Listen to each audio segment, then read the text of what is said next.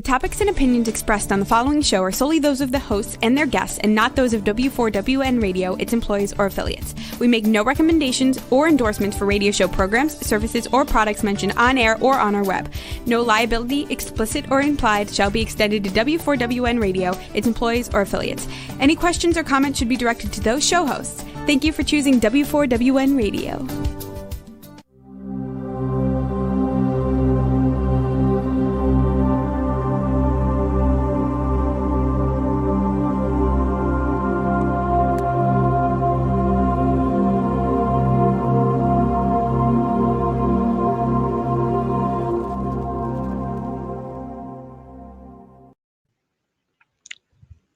Hello, everyone. It's Betty Ray back again with the Archangel Raphael. We have a picture behind us that helps you to see that beautiful stained glass, but that is not Raphael. Raphael is from the green ray, and that is in the blue, so it would be Gabriel. Gabriel is the one that comes through the blue ray. Anyway, today we're going to talk about advertising. Last week, I chewed somebody out for trying to advertise on my channel, and I decided I was going to do it this week because Raphael has given us lots of reading material. And over the years, and I want to show you the first one, which you can get on my webpage. I'm going to bring this over like this. It's called Letters from a Guardian Angel, and it's really wonderful. There, you can open it anywhere, and you will find this way. Like desire. I think that's what it says. Yes.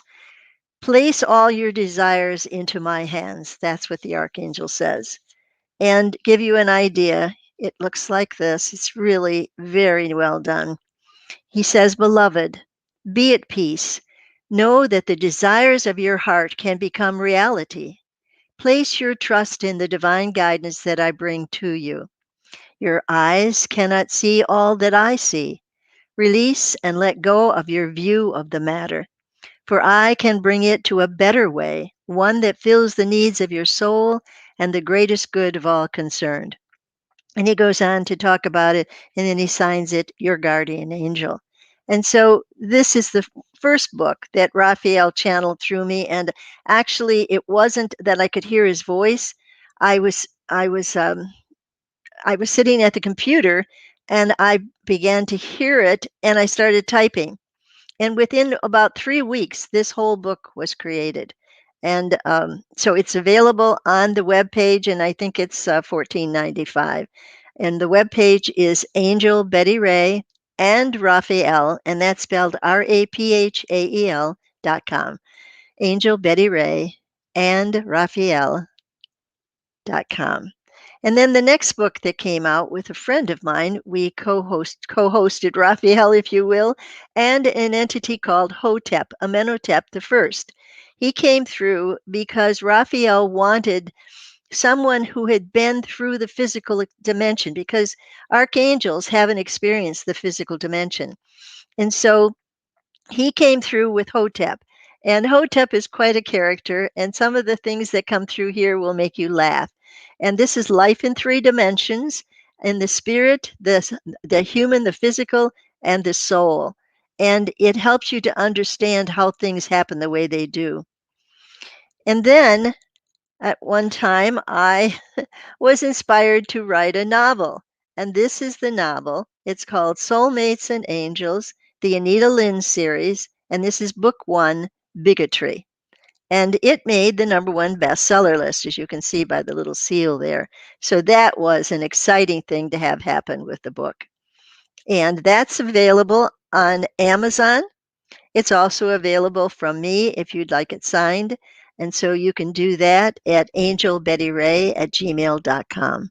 angelbettyray@gmail.com. And thank you. The webpage is being shown on the screen, angelbettyray and Raphael.com, and that's where you can get that. And then I did a second novel, and this one is again Soulmates and Angels, the Anita Lynn series, and it's book 2, Greed. So I'm working on books 3 and 4 simultaneously, if you can imagine. So they hopefully will be out sometime. I won't even promise any particular time.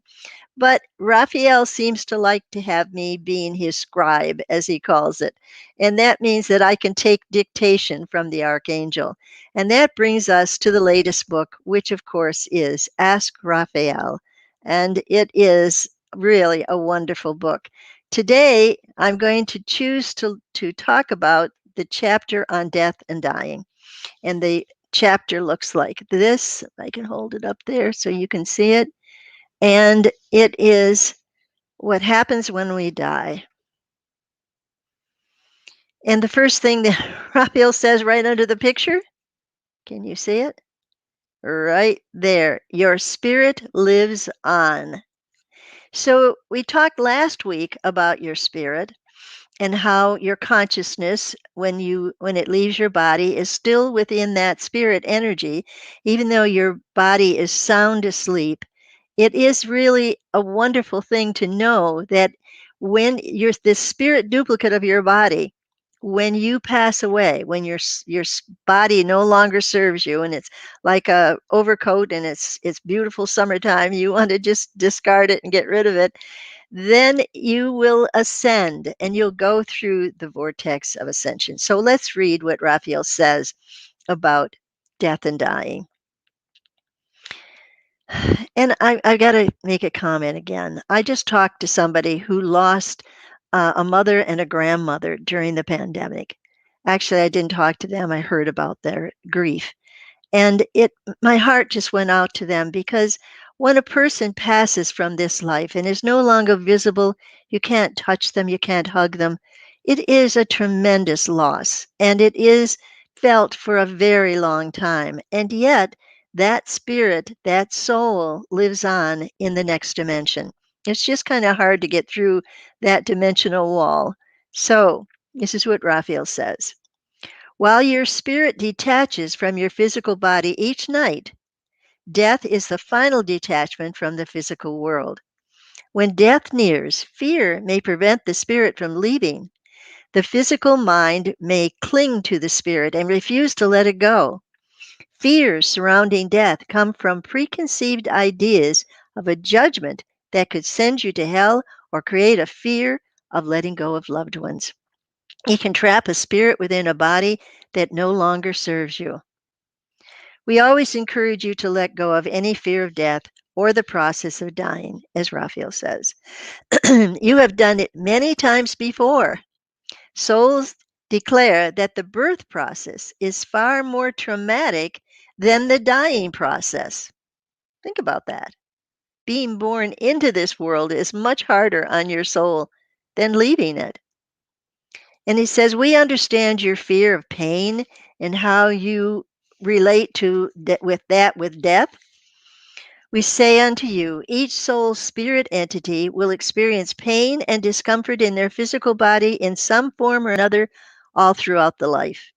You cannot escape the challenges of your soul's physical, mental, emotional, and spiritual selves. When the soul realizes that it is gaining new knowledge and wisdom as it moves through the life experiences, as it moves through the life, I've lost my point here. Okay. Anyway, dum, dum, dum, dum. Oh, here it is. Your spirit will review the life. It will see the value of its deepest emotional involvement. It will find another judgment regarding its choice. It's many choices. Your counsel, and let's back up and define that to be sure that you understand. Every soul that enters the physical has a group of souls that are masters. They have conquered and understood how life on a planet can work. They've experienced it. They've ended their cycle of incarnations, and they now act as a counselor. And there's usually a group of from 6 to 10 different souls that will help you each time you leave your physical body and go back to the spirit realm. They're there to help you sort through that life and what happened. So it will help you see your choices from God's perspective of non judgment, and your angels will help you gain the gift of wisdom, from every decision you have ever made. During your life, we urge you to see each choice as a rough gem that can be cut and polished into great value. So don't ever think about your goof ups and your mistakes, as you want to call them, choices that you made. You look back and think, oh God, if I hadn't done that, then this wouldn't be happening now. Don't ever look back and do that. Because when you, good afternoon, Johnny. Thank you for joining us. So, when you look back after death and you look at your life, you will see that you can gain much more knowledge and wisdom when you look at it from the perspective of the other side. And that's what we call the viewing room, I guess you could say.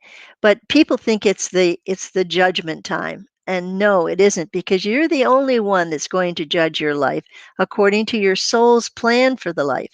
Your soul knows what it wanted to accomplish. It will kind of have a checklist and it will check this off and check that off, and it'll go, oh, darn, I didn't get that checked off. But it's never a judgment. It's only at that, if I had a little more time on the planet, I could have done this or that. So don't look back when you think about your friends that or your relatives that pass on. Don't look back at your life with them and regret a single moment that you had with them. And then they will also see that you were able to be kindred spirits in the life. And it's a wonderful thing to look back on. And so then Raphael goes on to say what happens. When the human entity no longer needs its physical form, excuse me, the soul sheds it and leaves with its spirit to go through the process of death. It rises from the non functioning body and immediately goes through what is called the vortex of ascension. Excuse me.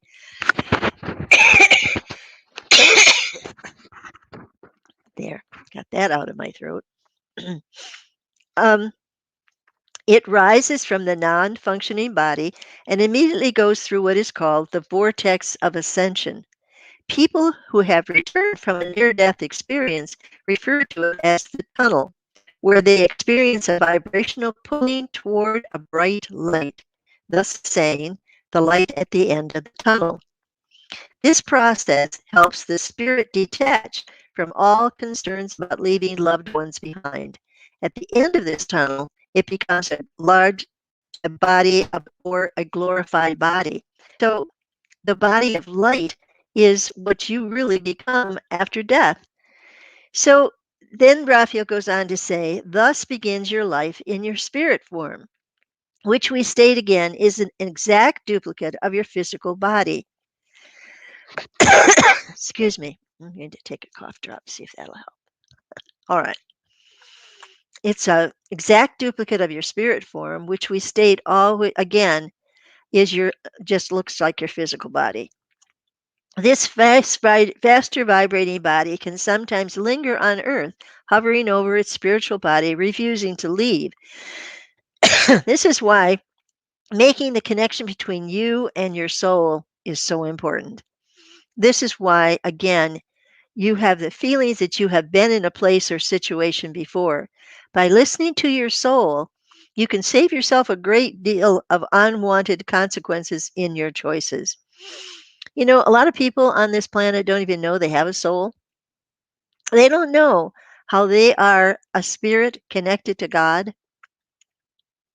There's so many variations of God in people's minds, and yet it's only one thing, and that is pure, unadulterated, unconditional love. That pure energy is within everyone and everything. And I'm getting off the track a little bit here. But if you can understand that God is the vibration, the energy by which everything is created, then you can understand how God can be right here with you now, within you. He goes on to say, a natural growth in spirit consciousness guides the soul to its spiritual partner through a life review. Now, so when we talk about a partner, we're not talking about a husband or a wife. We're talking about the spirit partner that is part of your soul and your physical body. So there's three parts of you. There's your soul, there's your physical body, and there's your spirit body. And those three parts are all working together throughout your life. So when things don't go as well as you'd like them to, don't complain, because you are simply experiencing the physical world, and it is never straight shot to heaven, from earth to heaven. No, your life is going to have turbulence, because what good is a story that doesn't have any changes to the hero or heroine? It isn't. It's very boring. And so your life challenges have been an opportunity for you to look at your life through the lens of God, and that is without judgment. So, going on, he says, a natural growth in spirit consciousness guides the soul with its spiritual partner through a life review. Well, some may call this review a soul's karma. It is simply the progress of viewing the soul's trials and errors while living a sentient life from the beginning levels through an intermediate phase and into advanced maturity. There is no judgment of this natural development of the soul, nor are there consequences except to become aware of what it has created within the physical experience. This explains why God does not judge the soul when it is exploring the physical dimension, nor does God need to create any afterlife consequences like some people call hell. Now, for a lot of Christians, this teaching of Raphael of there not being a hell, unless the soul believes it so strongly and feels they belong there, they will create a hell, because we are creators with God, and however we decide that things are, that's how they are. We create the life on the physical dimension by what we believe. And if we don't believe it anymore, then we kind of get free of some of those shackles that we've put on ourselves. So, your life review expands your spirit's knowledge and awareness after death. God reveals to you through the life review all your words and deeds, your thoughts and dreams from your very first beginning of your life. Some call God's mind the Akashic Records. Few people have permission to tap into that divine memory. Yet, for your spirit's advancement, all is revealed to you in detail at the end of your soul's journey. So, that's the first thing that happens to you. Now, of course, when your spirit leaves your physical body and the body is left for other people to figure out what to do with it, and there's a wake, and if people are crying because they miss you, you could be hovering around and watching it. Some do, but others go right on to the vortex of ascension and just sort of wash all that stuff off from themselves and move right on. On the other hand, there are those who have trouble letting go, and they could haunt a place for 100 years.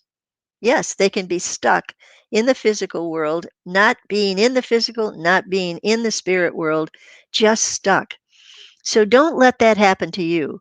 When you find you've left your body and you're looking back at it and you know you're not going back into it, then look around for a beam of light. It's like a sunbeam coming through trees, or it's like a spotlight on a dark stage. It just comes right down over you. And you look up and you feel this tremendous love, and you reach up for it, and then suddenly you are moving, and you're moving, you're feeling that there's a lifting up, that there's a pulling of you upwards. And then you come to a doorway, like the end of the tunnel is all light. And it is just such a joyous experience that once you remember that, you know that you can. Oh, your reception is terrible today, somebody is saying. Okay, is this better if I move it up here? We are, Okay, is it clear? yes. Okay, all right. Technicalities. Well, I can't tell whether you can hear me or not, but again, rattling around with this book could maybe, that's why I put on the earphones. Okay, so um, Near-death experiences are something that you can find on YouTube. These are people who have literally and completely died. They've been told they were certifiably dead, and yet they came back. And sometimes it could be actually hours before they return. And so that's absolutely impossible. That somebody who's been dead for an hour can't just suddenly start up their heart again, but it happens. And these amazing stories tell you about their experience of going to the light and what they experienced as heaven. And the thing of it is, everybody will experience this a different have heaven. It will have similarities in that they will feel the bliss of pure love when they get to this light. They feel as though they will be met by those people that they know love them, or a spiritual figure that will be as a welcoming as can be. And so that is what happens when you die. Now, we do have to touch on another subject, and that's called suicide. And I'm going to read to you what Raphael says. When an entity contemplates suicide, alarm bells sound. God sends angels and advisors to help lift the person out of the darkness of those thoughts, for suicide only turns the soul around and sends it right back. Wow. I've heard other counselors, spiritual counselors say it's like a swinging door. Only, you know how those doors that go around and you come right back in again? Well, that's what happens. You go through the swinging door, you come around, you come right back again. You're back in the physical body again. And you will have the same challenge, different characters, different story, but it'll be the same emotional challenges, because it's the emotions of the physical world that we are learning to expect and to receive with joy. The more you can raise your emotional barometer out of darkness and despair, the faster you can become enlightened. And that's what everybody's thinking about. I want to be enlightened. Well, the more you can love and be loved and accept love, the more you are able to make that transition just like that, and you're in heaven. And so, suicide only turns the soul around and sends it right back into the same circumstances in the next life. Understandably, when pain is more than a person's spirit can handle, an exit through suicide may be the sought after relief. Again, we say God's infinite compassion never judges the soul's choices. It knows only experience can teach the soul to make better choices in the next incarnation. While the taking of one's life is not a good choice, we again say there is no judgment from God or from the person's counsel. Instead, there is love and patience. If the human believes suicide to be a sin, they may find themselves in the between world, where their fear of punishment may be experienced. Your long held beliefs are powerful and can create your afterlife. Wow. Let's say that again. Your long held beliefs are powerful and can create your afterlife. Wow. After a time of rest and healing, the counsel will then help the soul plan another lifetime where the story repeats the dilemma that brought them to choose suicide. The difference will be a unique memory, a vague memory that suicide did not gain them the necessary escape from their challenge, and hopefully they will make the wiser choice to stay and gain wisdom from the experience of deep depression or horrific pain. For only by facing one's life experiences with courage and determination to make it better can it be for the soul's greatest advancement. It is always a matter of rising above fear and anxiety. And how many people are experiencing that? You cannot help but feel anxiety and fear if you are in like the building that collapsed in Florida. That was a tragedy. That was a tragedy. And the loved ones that were trapped in it and may still be alive, they're still digging out people. That is very frightening. But know that the body is only a temporary fit for the soul. And when the spirit leaves the body and doesn't look back, then that's what you call death, but that's what we call a new life beginning. So do not ever feel that you've lost a person. Know that life goes on after death of the physical body. So Raphael goes on to say, your council of elders is a translator of the mind of God as to your soul's plan. Your purpose as an explorer of planet Earth is to gain the greatest knowledge and wisdom from the expedition.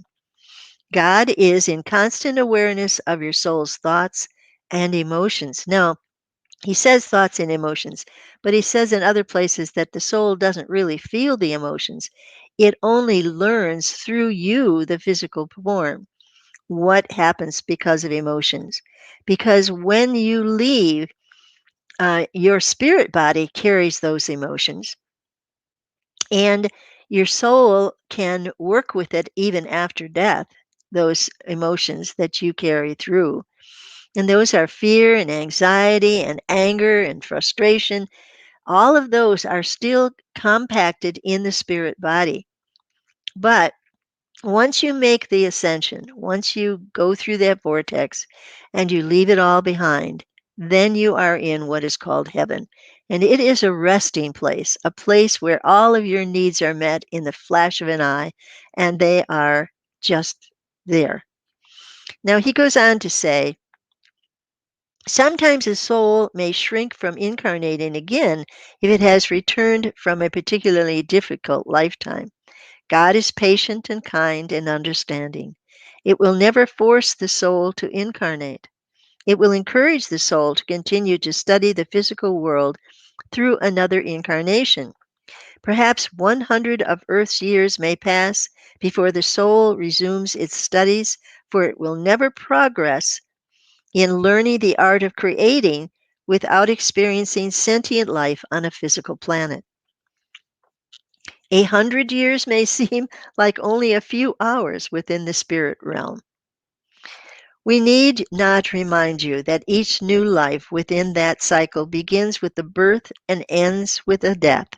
Humans fear death because they are not aware of the bigger picture of their soul life. Then I came in here because this book is a conversation between Raphael and me. And so I ask, is it possible for a human to be born without a soul? And Raphael said, no, it is not. A soul is the life breath within a physical body. Without a soul, the body cannot survive. Let's read that again. No, it is not possible for a human to be born without a soul. A soul is the life breath within a physical body. Without a soul, the body cannot survive. At the moment of birth, the soul enters your human body as a particle of itself in the form of what we call your spirit. Much of the new human's awareness of its soul depends upon its number of previous lifetimes within the physical dimension and how much wisdom has been gained from each life experience. Now, I'm stopping for a moment because let's kind of look at that. The soul is the life breath. So we've talked about in esoteric people will study the Akashic records and learn a lot of things, and we talk about the um, cord that goes from your belly button umbilical cord to your spirit's duplicate umbilical cord. It's connected. It's a cord that connects you. They call it the silver cord. This is literally true. So that when you rise out of your body at night, which you do all the time, and your spirit goes traveling and has experiences in the next dimension, that umbilical cord, that silver cord, stretches between your physical body and your spirit body. It can go up to the moon and back around again and still have plenty of cord left to travel anywhere you wish to desire. Because it isn't a physical cord, it's a spiritual cord. So your spirit every night goes traveling and it loves to explore the planet and other things or even visit people who are asleep, and that's why you have dreams about someone you love that comes through because you maybe sat down and had a conversation with them over a cup of tea. Who knows? Your soul does know, though, and knows all of those nightmares that you might have had because sometimes you can get caught up in that between world when you come back through to come back into your body. And that between world has a lot of confused people when they don't want to leave the physical world as they're attached to a person, place, or thing, money, and they can't leave because they're afraid if they do, they're going to lose all of that. Well, so they're going to lose all of that because it's not important. Nothing in the physical world is important when your spirit is ready to ascend and to move on. So we're going to continue with what Raphael says. He says, at the moment of birth, the soul enters your human body as a particle of itself in the form what we call your spirit. Much of the new human's awareness of the soul depends upon its number of previous lifetimes within the physical dimension and how much wisdom has been gained from each life experience. Beginner souls do not know their human personality. It has no conscious awareness of itself, the soul, or of God, because their soul has had no previous experiences to call upon. Only through the sentient life experiences within the physical world does the soul grow in understanding of the consequences of the choices it makes as the physical vehicle of expression. So he says, try to remember that life and death within the human drama is only part of the soul's story. The human, okay, I'm going to stop a minute because somebody has popped in. Oh, William Kenner, Dr. Kenner, good afternoon to you too. What you're talking about is so interesting. It reminds me of the story of Teresa of Avila, a mystic saint from the Catholic Church. And yes, many of the saints became aware of this interesting part of our life. It's it's it's just a part of the transition from physical body to spirit body. You have that spirit body within your physical body as well as your soul. And your spirit body, when it detaches and goes flying at night, that's what it's like when the final breath is a detachment where the umbilical cord is cut and you are free to leave the physical world. So thank you for joining us, William, and thank you for coming today again. Okay, so he goes on to tell us she died for 3 days, but her father refused to bury her until Mother Superior said it was time. As they were preparing the body, she woke to later write a phenomenal book called Interior Castles. Why, William, thank you so much for bringing this information to us. We really appreciate it. So do look up Teresa of Avila. Wasn't that the one you're talking about, William? Have I got it straight? Yes. Teresa of Avila, a mystic saint from the Catholic Church. She's very, very interesting, and I have read about her life. She suffered a great deal of pain in the physical world as well. Never ever spoke about it. So, okay. Thank you for joining us and bringing us that. But there are many more. People are writing about their after death experiences, and they're phenomenal. They are awakening. When they come back from having died and experiencing the other side, they're a changed person because they know how valuable the life is. They know what a gift it is. So if you are having any kind of discomfort in the body or mind or emotions, know that experiencing that part as well as the good part is a treasured experience for souls.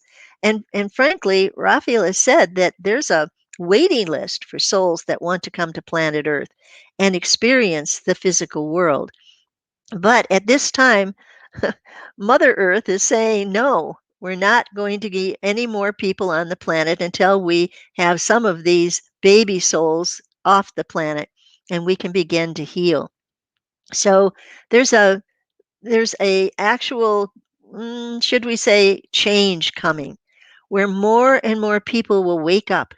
More and more people will begin to realize that they are spirit as well as a physical body, and they will begin to change things. Raphael has said, and a couple of years ago, to watch transparency in politics, that a lie is revealed as a lie and truth is truth. And that is coming out. It came forth with fact checking. When somebody's blabbering on about something and the fact checkers come through and go, that's not true. You're not telling the truth there. You don't even know what you're talking about. Then it makes people step back and think, boy, I better check my facts. And that's where enlightenment comes in. And he did say this was the time of times to rejoice and be glad because it is a time of raising of consciousness. And last week we talked about consciousness. It is the gaining of knowledge and wisdom that raises our vibrational energy and allows us to see more clearly as we live in this physical world of dark and light. And we have that ability to develop if we choose to do so. And a lot of the people that are listening to this show are already doing that. And we are grateful that you are here with us. And again, thank you, William, and thank you, the others that have come here today. We hope that you subscribe to this channel.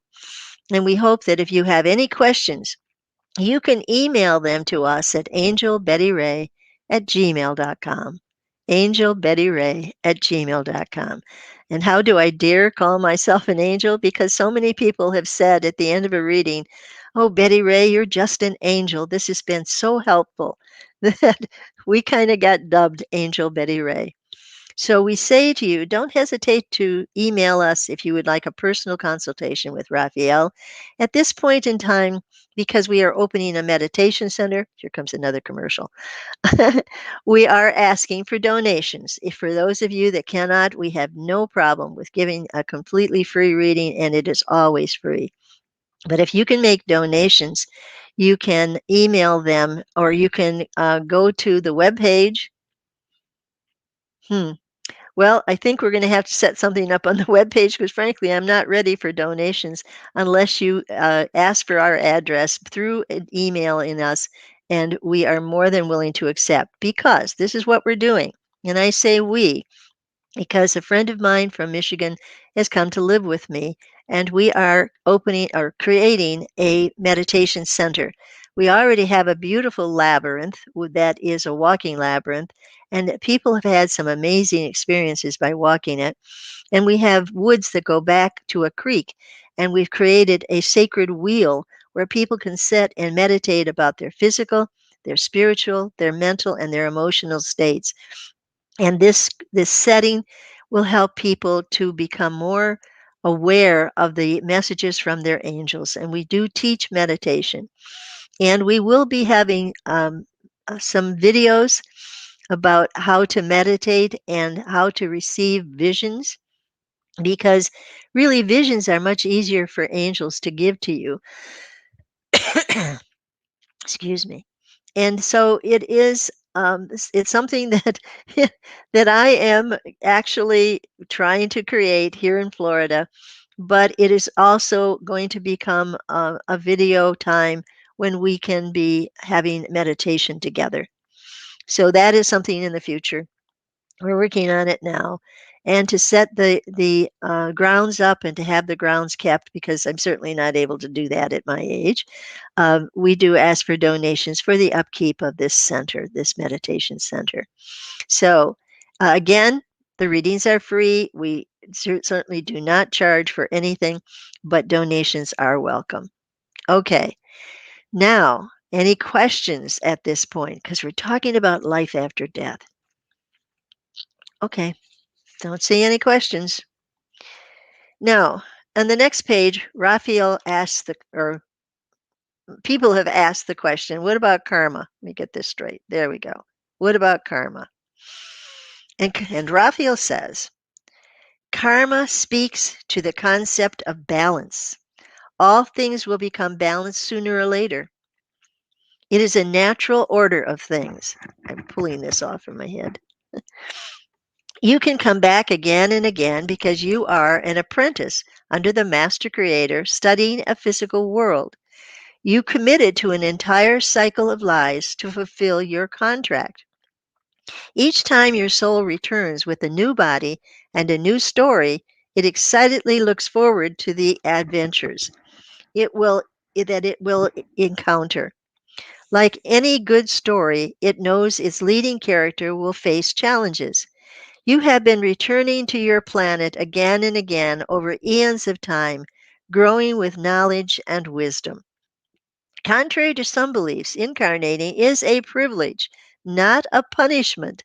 For those of you who may be experiencing a life of sorrow and pain or a mistreatment from others, be assured that we are here to assist and uplift you out of the darkness and into the light. All experiences within your physical world have a golden nugget of wisdom worth far more valuable than any other mineral within your within your planet, excuse me. God would never limit your soul's choices to explore. Most souls love coming to earth and telling their stories. They are the author of their stage play, as well as the leading character, director, and producer, using moment by moment inspiration to make the story come alive by expressing passion and excitement. Ah, yes, you may say that some soul stories are horrendous. Still, we say unto you, Raphael says, the bigger picture reveals the reason behind each story, for it is always a balance of emotions so you can experience all of the challenges and joys of your planet's polarities. From the human perspective, this may seem to be inhumane. Some may ask how God can allow such evil to exist. Understand, God does not interfere with a soul's life, or else your story would not be beneficial. First hand experiences are, indeed, the best experience and the best teacher. Your soul does not tell its story. You, as its leading character, tell the story. Your soul is more of an observer of your life, while at the same time, it is the director and producer of your play. Therefore, we encourage you to become acquainted with your spirit duplicate that holds all your desires and beliefs through which you create. Let me repeat that. Therefore, we encourage you to become acquainted with your spirit duplicate that holds all your desires and beliefs through which you create. We encourage you to document your emotions. They are the keys that unlock your treasure chest of success and happiness. This is why, right at the beginning of Raphael's book, and I'm going to show you the book again, if I can get it out here right. Here we go. Ask Raphael. It's available now on Amazon, and it's $14.44. So, you are the creator of your life, and every decision that you make tells your story. But it is impossible for us to tell the story without misinterpreting something or seemingly to screw up about something. It is because we take on the human mind that cannot comprehend what the soul knows. The human mind is limited, and it is not where the soul resides. The soul resides in a spirit form all the way around you. It is part of you, it is within you, it is outside of you, it's all around you.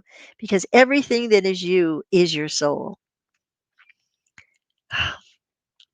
Okay, so therefore, Raphael goes on to say, we encourage you to become acquainted with your spirit duplicate that holds all your desires and beliefs through which you create. We encourage you to document your emotions. They are the keys that unlock your treasure chest of success and happiness. So keeping a journal It has nothing to do with writing down what you did today, that you went to the store and bought groceries. Boring.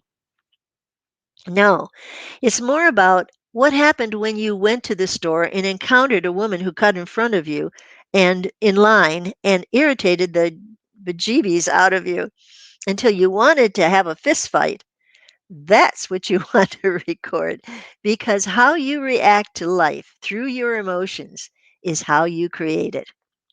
And if your anger is sort of trigger happy and it just gets triggered over those anything, too many horns honking in the thing expressway and you want to get out and punch somebody, that's what you need to record because those are the emotions that will either lead you to enlightenment or keep you stuck in an unenlightened state.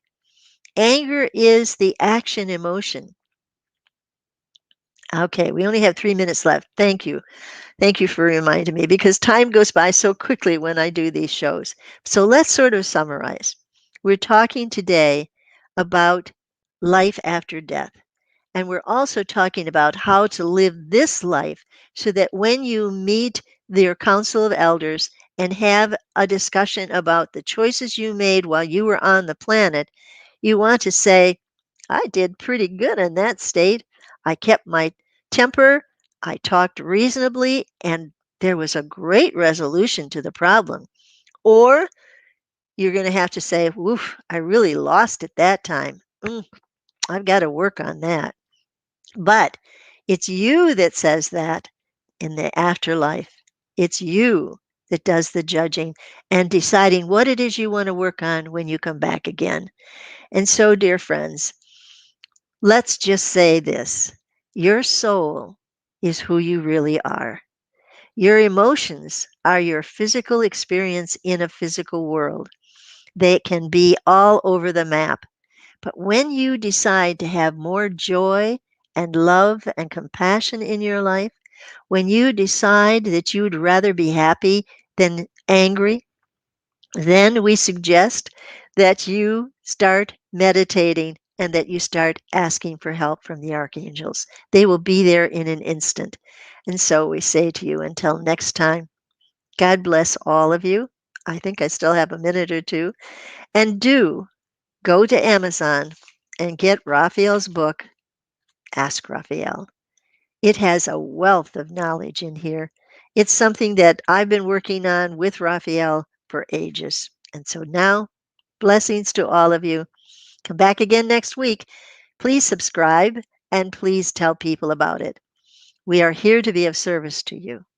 Until next time, bye.